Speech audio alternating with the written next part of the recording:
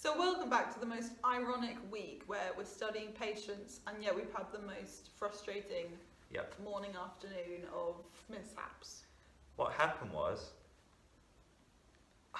it was my fault. Yes. I forgot to bring the memory card of the camera. And every time we thought of a solution, the solution failed for a minuscule reason. But I've still got loads of patience left. I don't know about you. Me too, I feel really patient. I'm ready for today's challenge. Gritted teeth. Speaking of which, today's challenge is basically us trying to push the other person off the cliff of patience into total mental destruction. This could be fun. Yeah. But I'm already trying to annoy you. Just by being me, by being here. Usually that's all it takes. What the heck are you gonna do about? No, I'm not going to hit you with a table.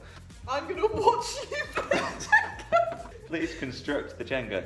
What, and then I'm gonna do it and you're gonna knock it down? No, that's not what's going to happen. Ironically, I think this is the most fun I've had on any week. Please clean up the Jenga. From my peripheral vision, I thought it was a bow and arrow, so I'm quite pleased it's a guitar. You're quite good at guitar though, aren't you? Not today!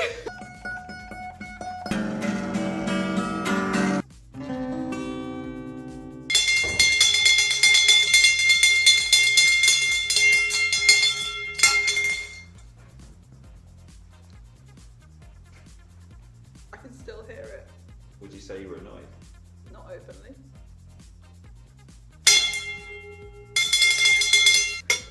Good old prayer bell. I know. No, I'm patient.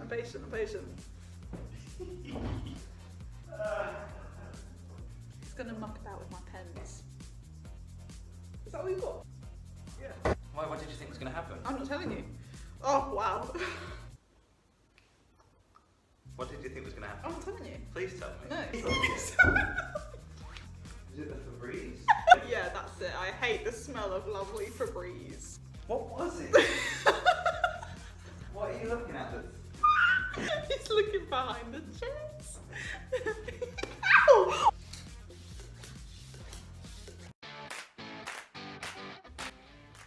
I'm really scared. Let the annoyances begin. Now, Connor, we know that your favourite thing is dressing up, so you'll be wearing this hat. Now, we will first begin with what Connor accidentally told me is a sound he hates. What? Enter in the bubble wrap. Oh no, I told you about the bubble wrap. Why did I do that? Actually a nice sound. There was another part to bubble wrap which I didn't like.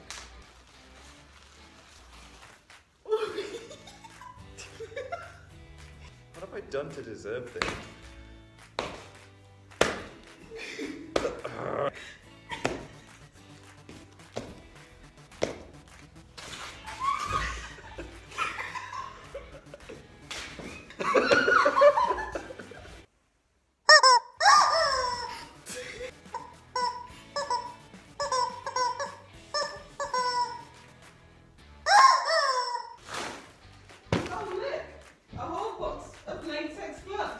Actually, they're vinyl.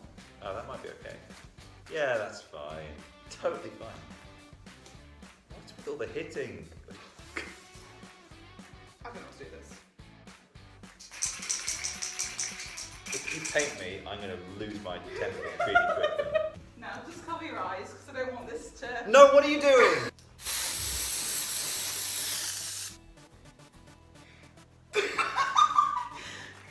Oh, it's all down my back. Oh, We haven't finished yet. oh, that's disgusting. Don't worry, we're going to make it all better. Okay. All you need is a little bit of...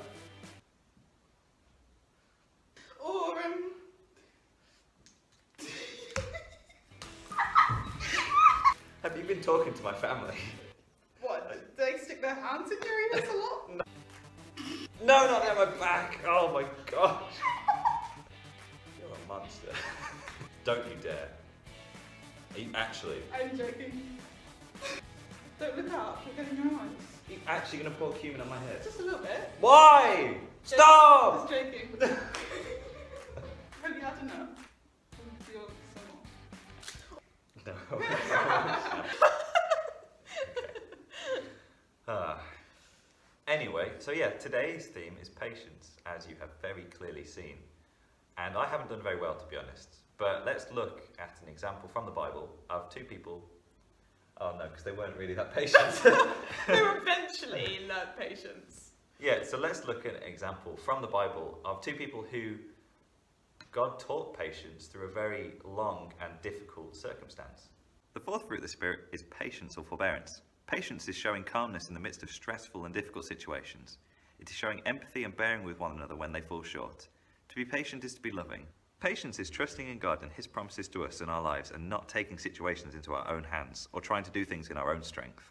A great example of patience in the Bible is found in Genesis with Abraham and Sarah. When Abraham was 75 years old, God called him to leave his home country and move to a new land. Here, God gives Abraham a promise that he will make Abraham into a great nation, and that the land God called him to will be given to his offspring. Earlier in Genesis 11:30, however, we find out that Sarah, Abraham's wife, is not able to have children. But when Abraham asks God about this, he is told that a son who is his own will be his heir. From the moment of God's promise back in chapter 12 to the moment his son is born, 25 years pass. Genesis 21:5 tells us Abraham was 100 years old when Isaac was born. Wow. Patience is something that has to be learned, and this often comes through God putting us in difficult situations. We see this in many places in the Bible. Abraham, as we've looked at here, Joseph waiting 2 years before being released from prison in Genesis 41, and the Israelites wandering through the desert for 40 years, to name just a few. But as Romans 5:3 tells us, we can rejoice in our trials because we know that suffering produces perseverance, perseverance character, and character hope. And the word perseverance here can also be translated as patience. So based on that study, when you guys are in situations that are really testing your patience, are you someone who tends to respond more like Connor with frustration, more like me with just being withdrawn because you've had enough, or maybe something else? And is there a specific situation in your life right now where you think that God might be trying to teach you patience in? And then maybe you just invite God into that situation and ask him to help you be patient. So we hope you enjoyed this video and we will see you next time. Bye! That was a... Why? Wait, you have to wait for my goodbye. Right, I'm going to turn this off. After a full breakdown where Connor realised he didn't say goodbye before I stopped it, he would like to say goodbye now. Bye. Worth it. Worth it. Do you reckon that's alright? Oh, yes. And now I know what you're going to do. You're going to not include yours. You're going to include my flailing arm.